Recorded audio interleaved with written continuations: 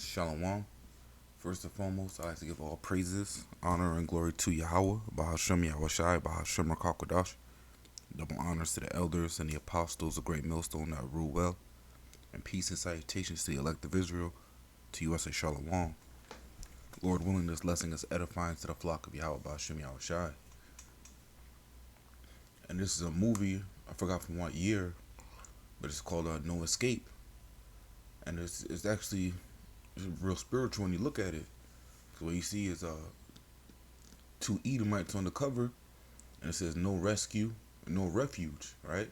No escape. Now, these heathen nations, Esau, Edom, the so-called white man, none of them are going to escape the judgment of Yahweh B'Shem Yahushai. Even 2/3 of our own people, there's nobody that's going to escape, man. All right. So let me first jump to the book of Sirach, chapter 9. I'm going to start at verse 11. And it says, "Envy not the glory of a sinner, for thou knowest not what shall be his end." You see these people living in their mirth and their prosperity, living it up, even though they're wicked as hell, man. But you don't know what their end is gonna be like, man. I just seen a video on social media where two Moabites are chilling in a restaurant, and a wild bull just comes busting through the door and basically impales one of them. All right, you don't know what the end of a man will be, man.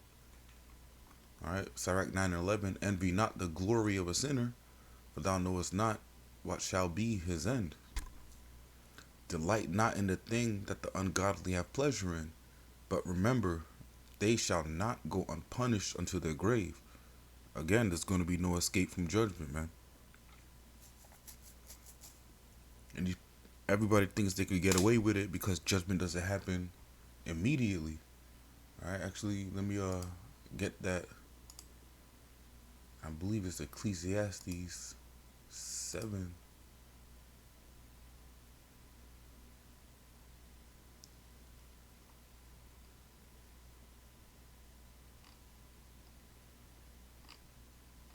It might be 11, Salakia.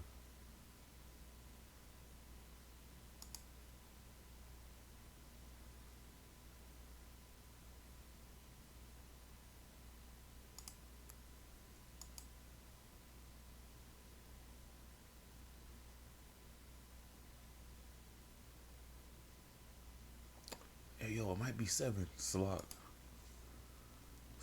Let me look for this real quick.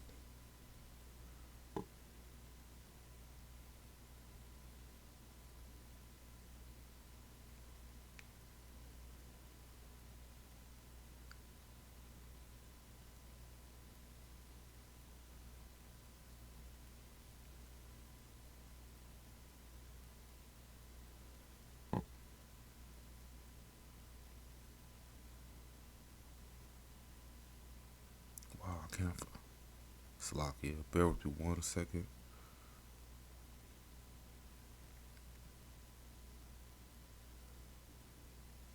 Salak is 8.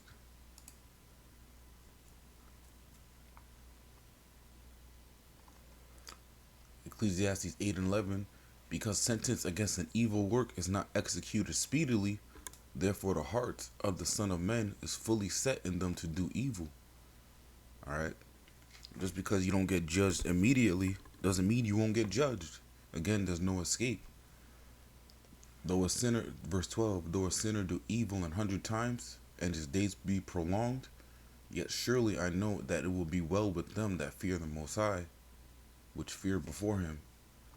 But it shall not be well with the wicked, neither shall he prolong his days, which are as a shadow, because he feareth not before Yahweh."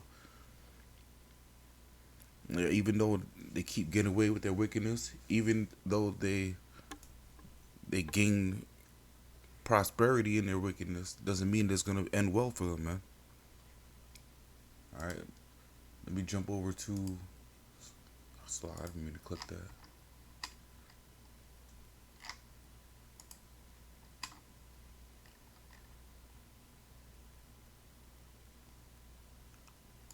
In Second Maccabees chapter 7, I'm going to start at verse 34. But thou, O godless man, and of all other most wicked, be not lifted up without a cause, nor puffed up with uncertain hopes, lifting up thy hand against the servants of the Most High. This is talking about Esau, Edom specifically, the godless man that's most wicked above all others, man. Verse 35, for thou hast not yet escaped the judgment of the Almighty Power, who seeth all things. Alright, there's no escape, no rescue, no refuge, man. This is why you're going to see the elite of Esau, Edom, the wicked elite. They're going to stay to the mountains to fall on top of them, to hide them from the wrath of Yahweh Shem Yahushai, man. But in their hearts, they believe that their land is going to endure forever. It's a lot, roughly paraphrasing, but they also believe that it's like in their hearts they believe that their house is going to continue forever. But they also believe that they can escape judgment. This is why you see them building a space force. This is why you see them building bunkers. They're trying to get escape. They're trying to escape. They're trying to find refuge, man. It's not going to happen. They spend millions of dollars on just one bunker. They'll have a war room. They'll have a garden. They'll have a place for libraries and books. But none of that will deliver them that day, man. Gold and silver will not profit them in a day of wrath. There's no escape for these people, man. But there's also no escape for 2/3 of our own people, man. The so-called blacks, Hispanics, Native Americans aren't going to face judgment too. Alright. Salah. Let me jump back over to Sirach.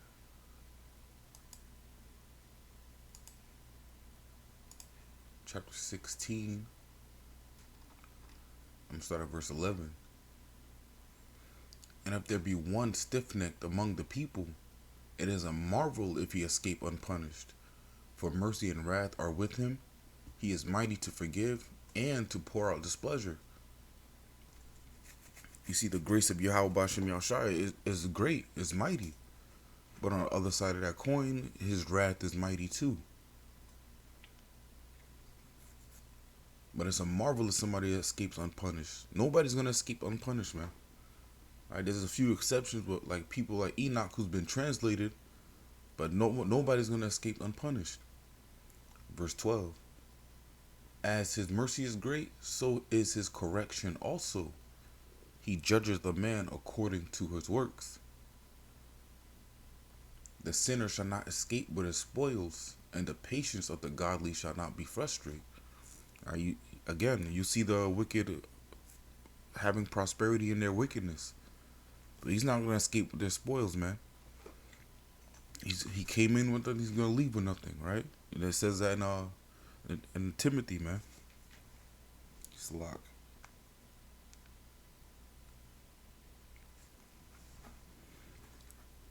Sirach 16 and 13. The sinner shall not escape with his spoils, and the patience of the godly shall not be frustrated. Alright? You know, you're doing the work of Yahweh Shem Yahushai. You're enduring with long suffering. You're keeping the law, statutes, and commandments to the best of your ability. You have faith. You have patience. You're reading. You're praying. The patience of the godly shall not be frustrated. You're not gonna hit at the end of the day. You're not gonna be like, man, I did all this work for this. I did all this for that. No, man, you're gonna be extremely happy with the blessings that's gonna be given to the righteous, man. The promises that are promised to the righteous are, eye have not seen nor ear have heard, man. So the patience of the godly is not going to be frustrated, man. You're not going to at the end of the day, you're not going to be frustrated. It's like some people, they work at a job for 20 years, 30 years, and what do they get from the company? They get a watch, all right?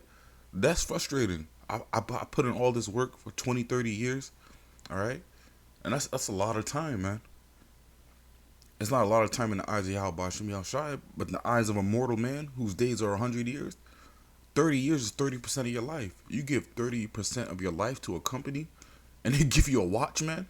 That's frustrating as hell, man. But the patience of the godly should not be frustrated, man.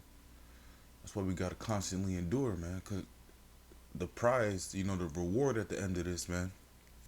The reward at the end of this race, man, is great, man. Nothing in this world could compare to it. All right, let me get one more. I'm gonna wrap it up. Lord willing, this is the book of Ecclesiastes again, chapter 12 and verse 14. For the Most High shall bring every work into judgment with every secret thing, whether it be good or whether it be evil. All right, so every work is going to face judgment. Wicked and righteousness are going to get judged alike, man. But righteousness is going to get judged and receive a reward. Wickedness is going to get judged with destruction, man. All right, but I'm going to wrap it up with that. Lord willing, this lesson was edifying. Again, I want to give all praises, honor, and glory to Yahweh, Bahashem Yahushai, Bahashem Kakodash. Double honors to the elders and the apostles, the great millstone that rule well. And peace and salutations to the elect of Israel. Until next time, I want to say Shalom and a Bob Babal.